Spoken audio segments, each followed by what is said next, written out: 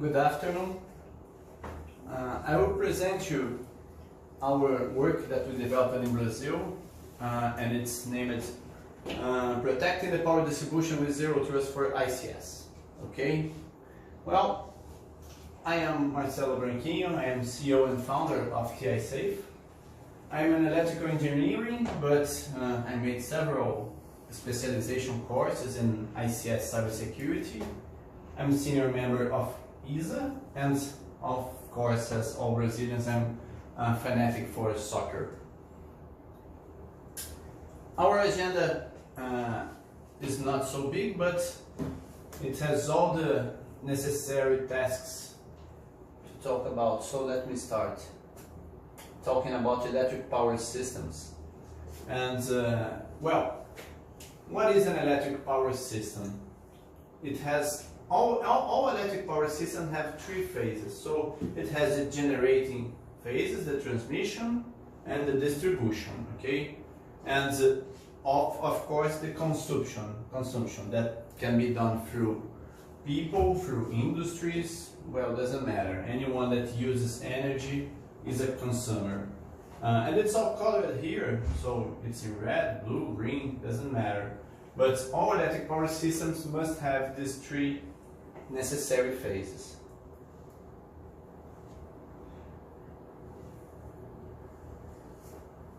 And there are some issues in all electric power systems. So they are variable and seasonal.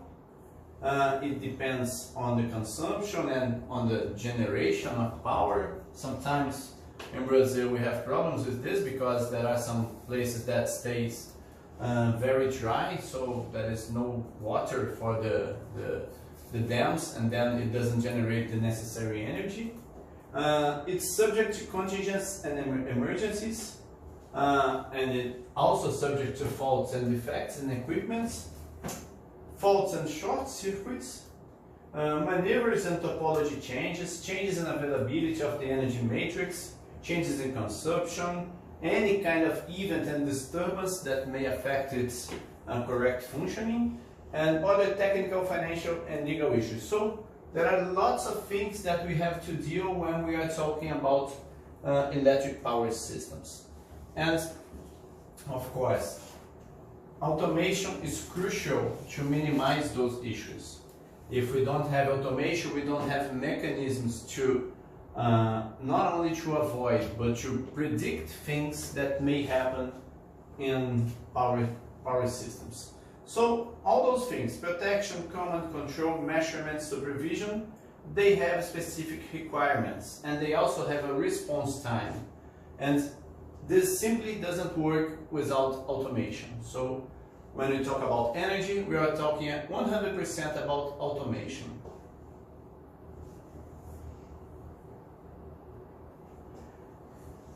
And this comes with time. When we talk about the first generation, so it has a lot of time. We had parallel cabling, we had RTUs, we call it protection, and well, this has evolved to a second generation with peer-to-peer connection, so we don't have serial. This is only serial here. Now things start to go to networks, the networks that we know today. But many things are still electromechanical here.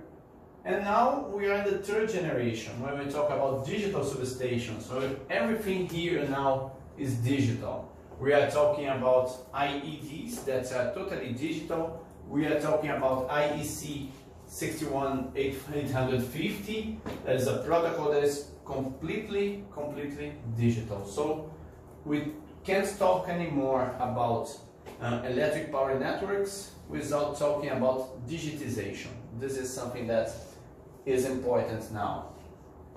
We are in the age of digital transformation, and of course anything that goes digital also have risks, and this is what I'm going to talk now. So here, why companies are going to the digital model? Why are they transforming to digital in electric power systems? There are several reasons, but these things in green here summarize them. For example, they reduce 80% of engineering costs and time optimization. They reduce up to 75% of maintenance costs and also 50% of the carbon footprint. So it's a lot of money and a lot of benefits that justify this digitization. So with this, sorry, we can improve the asset lifecycle management, the grid optimization, integrated customer services, and also general services beyond electricity.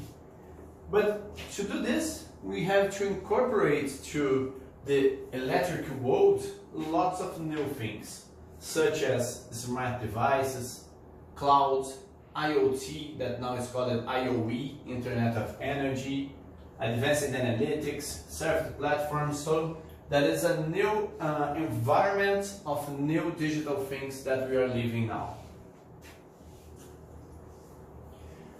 Now we talk about IoE, that's IIoT or Industrial IoT in energy networks, what we call Internet of Energy. So what happens now? We have lots of devices here that are directly connected to the network, directly connected to the power grids. We have hybrid cars, we have photocells, we have common things that in our homes that are smart and that consume energy. So this is a world that the companies were not prepared but have to change now. So Internet of Energy refers to the modernization and automation of electricity infrastructure. It allows energy production to progress more efficiently and cleanly with the least amount of waste. So this is the world we are living now. Sensors in modern energy systems collect vast amounts of data, the most precious raw material in the digital age. The revolutionary Siemens Digital Substation turns this data into tangible benefits. Data is collected in digitally enabled assets and transferred to smart devices for automation, protection, and power quality. Analytics powered by MindSphere, the open cloud-based IoT operating system from Siemens, provides unique insights for better grid availability, reliability, and efficiency. Connect your substation to the digital world. Future built in.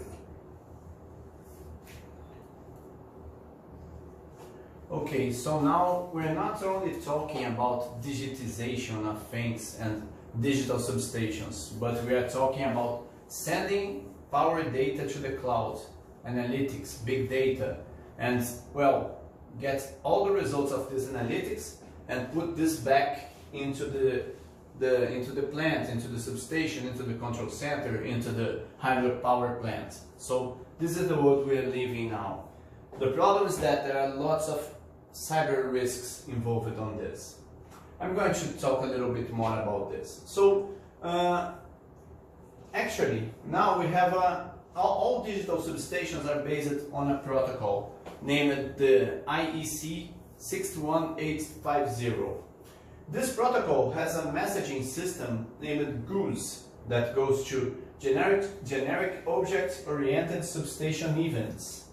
This is a safety protocol, okay? So what is it for? When we talk about substations, we talk about lots of IEDs. IEDs are programmable control devices. So we can program the IED for some kind of, to take some inputs and answer to these inputs, opening a circuit or closing a circuit. So it turns on and off things in the end of the day. But thousands of things and very fast, in milliseconds. And in a substation we have lots of IEDs. And they work in a bus, connected in a bus. And they work in cascade. So this protocol is just to one IED advise the rest that, okay, I'm working fine, I'm okay, I'm working the way it should be. And there are several times for communication here. I'm not going to go in details about the protocol because it's a little bit complex, But what I mean is that if somebody changes the messages that composes those times and puts this into this bus that has all IED connected, the IEDs will understand that something's going wrong with them. And for safety reasons, they will circuit open. What does this mean? This means that they will make a cascade response and all of them will open. When this happens, if you are in a digital substation, everything will open. So the substation will simply turn down. And this may have lots of very bad effects. The first effect is a blackout in the region that is this substation. And there are other things worse, because actually now when we talk about IEDs, we're talking about computers that has some operating system running on them. When we talk about, we are in the age of ransomware attacks. And if a ransomware ciphers a substation, ciphers all IEDs in a substation, maybe you will lose the substation. You will not be able to go to put the substation in production again, to make it work again. So this is very, very complicated and very dangerous. So this is a slide just to talk about this risk. So now we are in an age that cyber attacks may paralyze digital power structures. Okay, so we can't have a digital power structure without having all cyber countermeasures in place. This is something that cannot be changed anymore. Okay?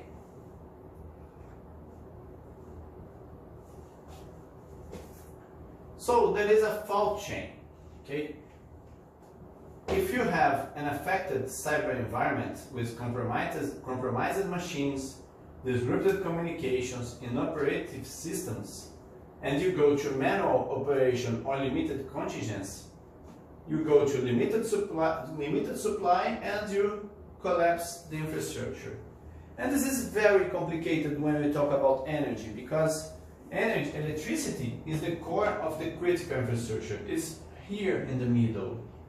When you run out of energy, you run out of oil and gas, you run out of transportation, water and wastewater, natural gas, communication and information technology, banking and finance. So in 3 or 4 days, you are in chaos, in total chaos. We saw this now happening in Venezuela, that stayed 5 days without electricity, and actually people was going to the rivers to drink water because they didn't have treatment system, they didn't have pumping system, they didn't have nothing. So the food, they were losing all food because they had no refrigerators. This is very, very critical. People dying in hospitals, no transportation at the city. How can somebody live days without electricity? And the problem is, well, every cybersecurity lecture that we will see, of course, everybody tells, who will be the next attacker? And, okay, this is right. We know that people will attack. We know that the digital power infrastructures will be attacked. We just don't know when and who will attack. But the thing is that this graphic shows this. Here in this axis you see the average intruder knowledge, and here you have the time. So when you go to the 90s until nowadays, you see that this curve here shows that the average intruder network is falling down. Actually, the intruder doesn't need to have any kind of specific knowledge about cyber attacks to make a very sophisticated attack.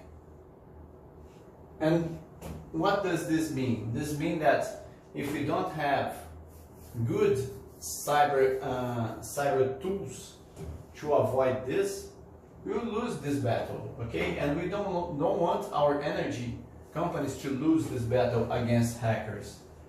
For example, 2016 alone, the US Department of the Homeland Security Industrial Control Systems Cyber Emergency Response Team responded to 290 incidents, including 63 in the critical manufacturing sector and 59 in the energy sector.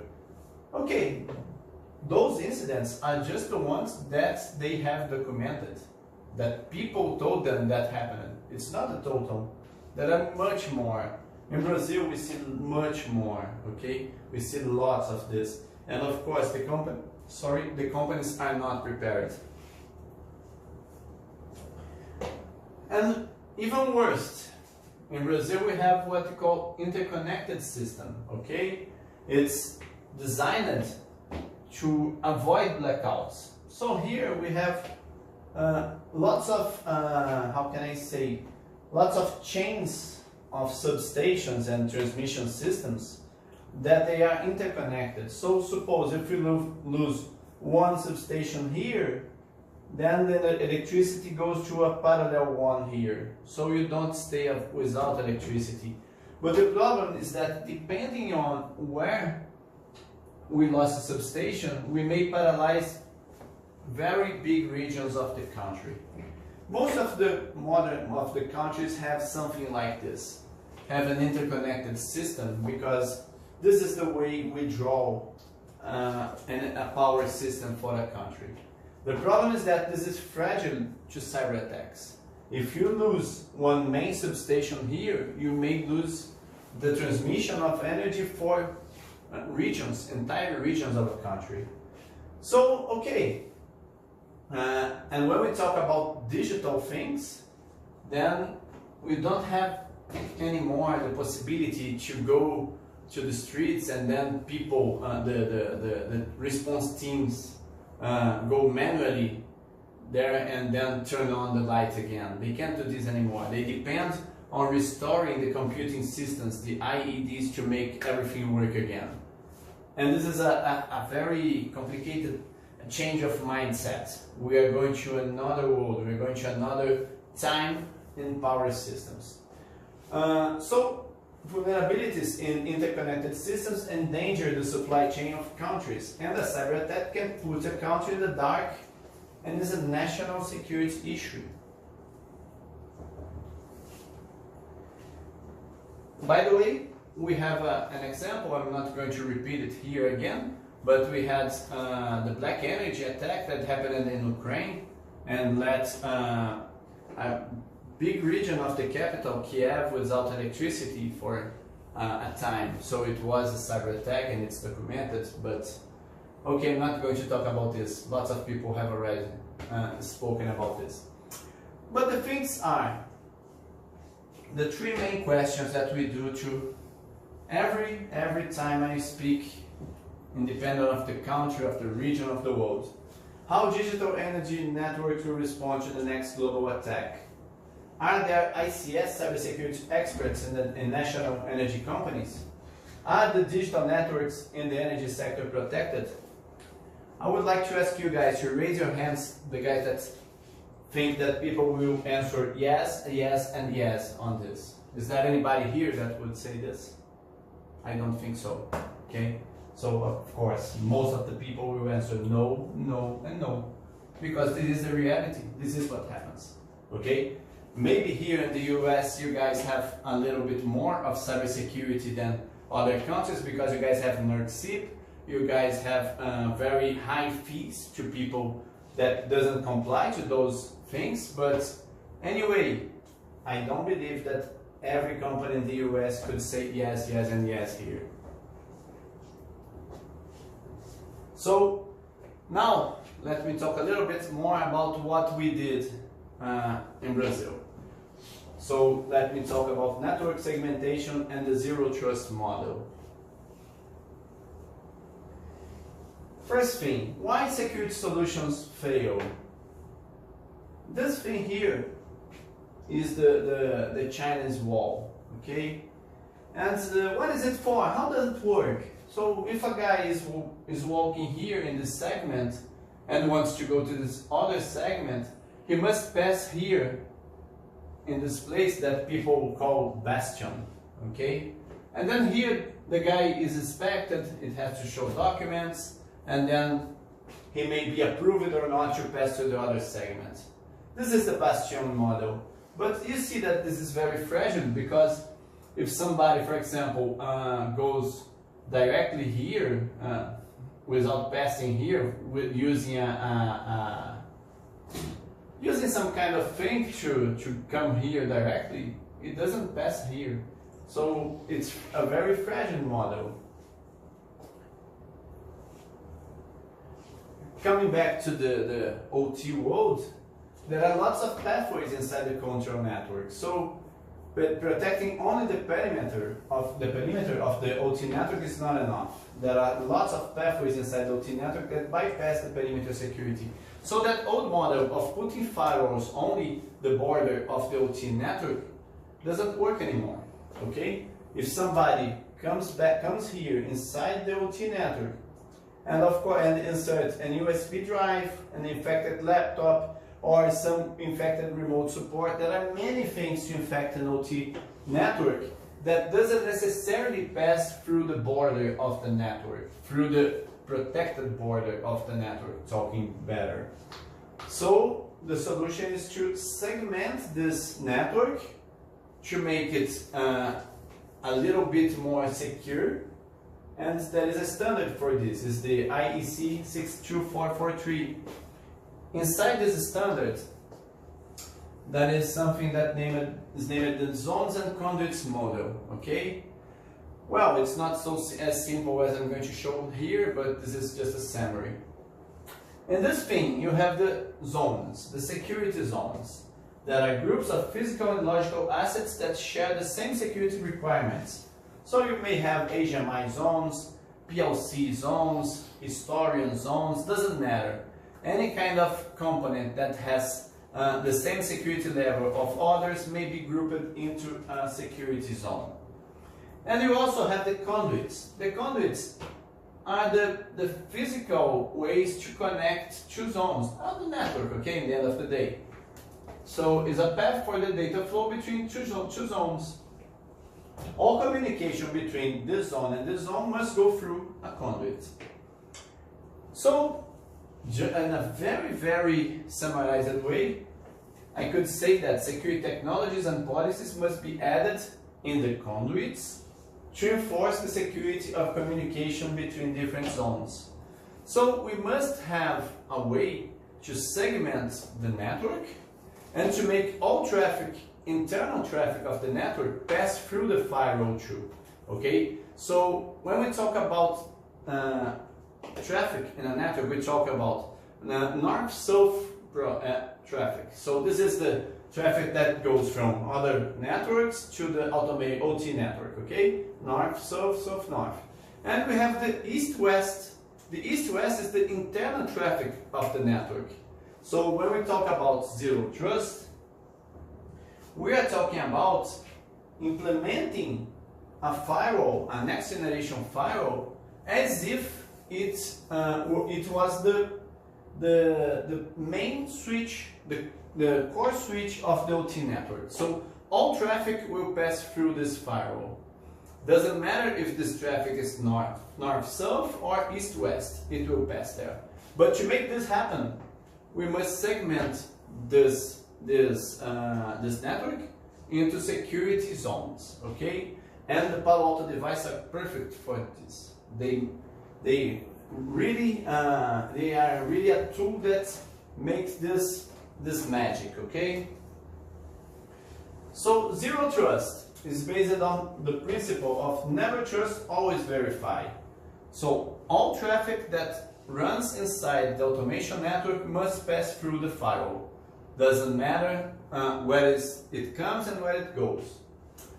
Well, we implement this in critical infrastructures because this is a challenge, okay?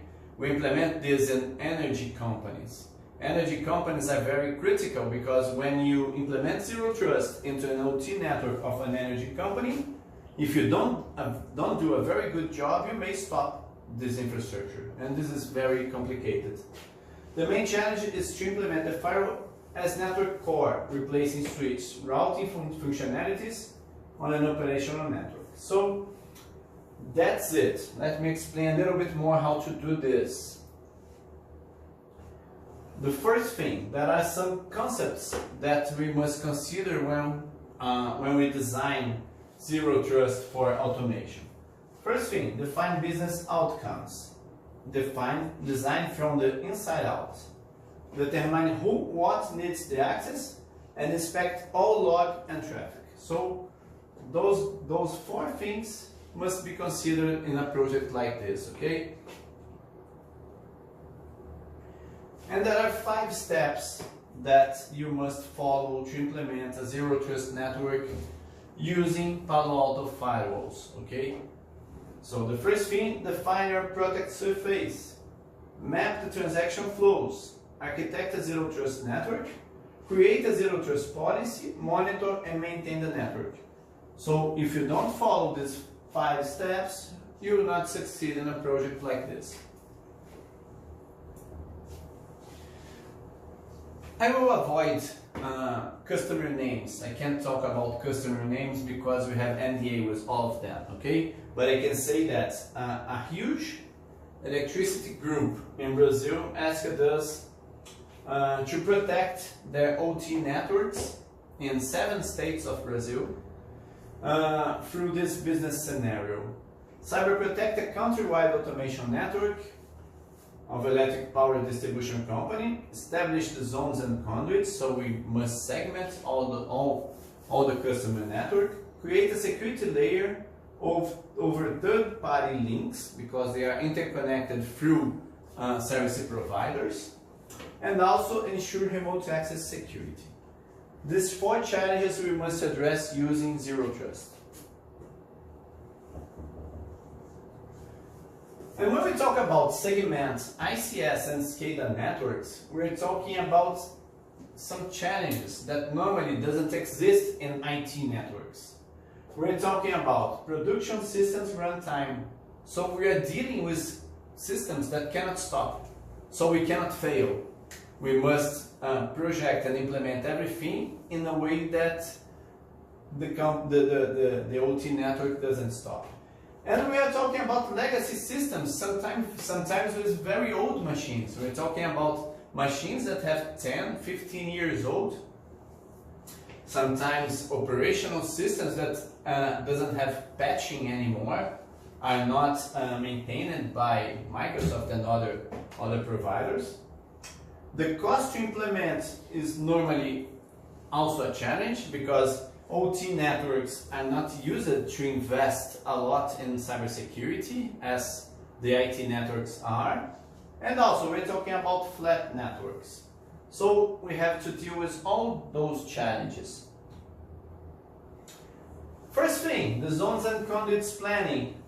It's not only this, okay? This is only a summary that is in a matrix to show the sample relationships between zones, but our job goes beyond this. We have to define each of those zones, the machines that are here, group them into a segment, and then make this a VLAN and make this segment implemented inside Palo Alto. This matrix shows which ones must talk to other ones. So, for example, sorry, this is in Portuguese, but here, standard permission. So the green ones are the ones that, of course, must talk to each other because they are the same, okay? It doesn't matter. The red ones here are forbidden, so you don't have communication between those zones. Here we have some protocols, so the OPC UA, they use to make those zones talk to each other, to the others. So here we detail all communications and also all applications that must talk, protocols and everything, because using Palo Alto we have layer 7 communication and we have the granularity that allows us to say that, okay, between this zone and this zone, only OPC UA will talk. Any other protocol will not talk, any other application will not run. Okay? So this planning is crucial to the success of a project. And also the physical installation of the devices. If you go back to the previous slide, you'll see that each, sorry, this is a little bit slow. Okay, it's not running here. Okay, but anyway, here, those are the zones that are in that matrix. And for each zone, we assigned a physical port into the appliance. Okay, and of course, inside the appliance, we create the policies to make one zone talk to the other. This, looking like this is pretty simple to understand, but it's not as simple to implement. Okay, it's a very, how can I say, exhaustive work to do this, but we did, and it's working fine. And when we implement Zero Trust, you have lots of benefits. So you can implement the best practices, you can meet the compliance obligations, you innovate, okay, you adopt new technologies, you can monitor and be fast on incident response and remediation, and of course you have a very easy system management because you have the visibility of all traffic that goes inside your firewalls. Okay, this is really very interesting for companies, but the point is that we have to create this culture of Zero Trust because most of the companies doesn't know that this architecture, this model exists. But it's very useful for energy, and not for energy, for all ICS infrastructures. Okay, but implementing Zero Trust is not enough. It doesn't solve all ICS cybersecurity challenges that we have to deal, okay? So here you see some things. The switch replacement, this is nice because we can use Palo Alto devices instead of switches. But it needs a careful planning, it makes prevention, and it needs continuous management. Okay, so I believe that the main message here is that you cannot deploy Zero Trust and believe that it will work by itself. It will not. You gotta have maintenance, you gotta have a team working on this 24/7. So this thing must be monitored and managed by security experts. Okay, so this is a case. This was a case study. But based on this case study, TI-Safe and Palo Alto developed a product. Now we have something that we named TI-Safe ICS Cybersecurity for Energy. It's a new joint product between TI-Safe and Palo Alto that enables cybersecurity into energy companies' production processes. This is the part that Palo Alto does. This is the part that we do. Of course, we implement projects, we get people trained, but we also provide continuous monitoring for prediction and prevention of disruptive incidents. TI-Safe, a leader in cybersecurity for critical infrastructures, is using innovative technology to increase protection against cyber attacks, guarding businesses, people, and the environment against critical infrastructure security incidents.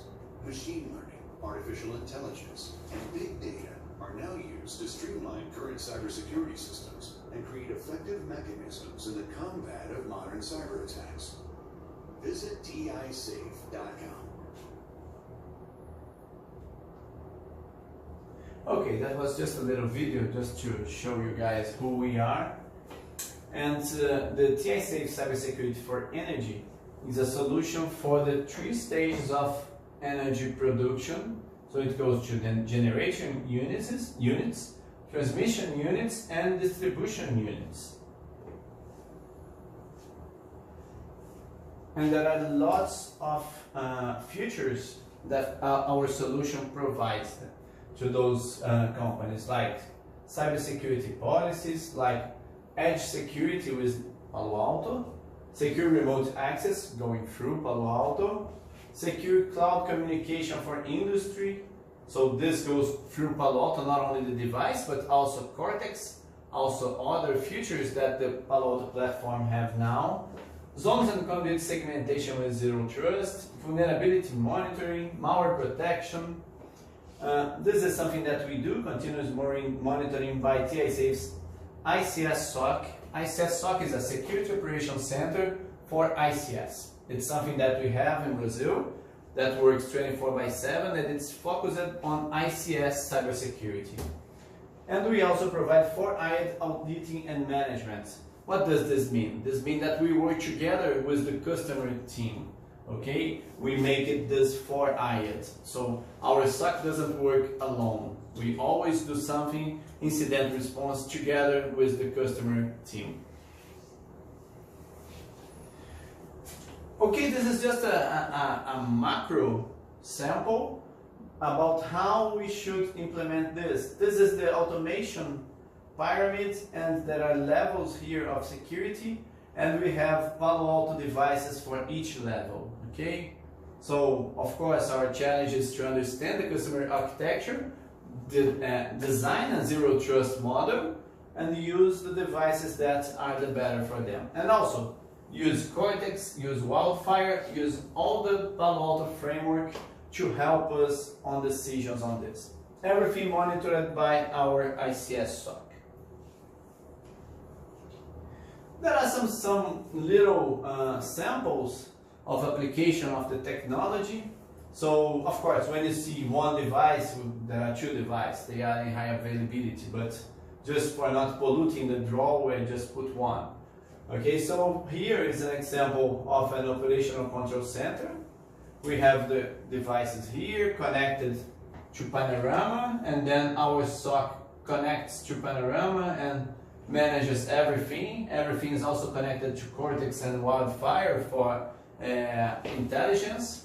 So we have everything work together to protect an operational control center. Another sample, a small hydroelectric plant. So it's of course a smaller architecture, but works the same way. Everything connected to Panorama using Cortex and Wildfire and managed by our ICS SOC.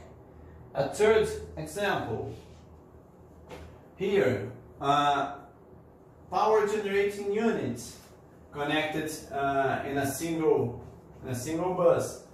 Of course, we could do the same thing. Of course, a smaller, even a smaller model, but it's the same stuff. Works the same way. Okay, I told, but I'm going to tell again. ICS SOC goes to Industrial Control System Security Operations Center. Our ICS SOC is unique because it integrates cybersecurity functions with industrial process monitoring. It's a prepared structure equipped to anticipate, prevent, defend, and respond to cyber attacks against critical infrastructures. We work 24/7. We can help any kind of customer anywhere, doesn't matter. Actually, we cover energy companies that supply energy for 40 million of Brazilians. So when you read this, you may understand that TI-Safe protects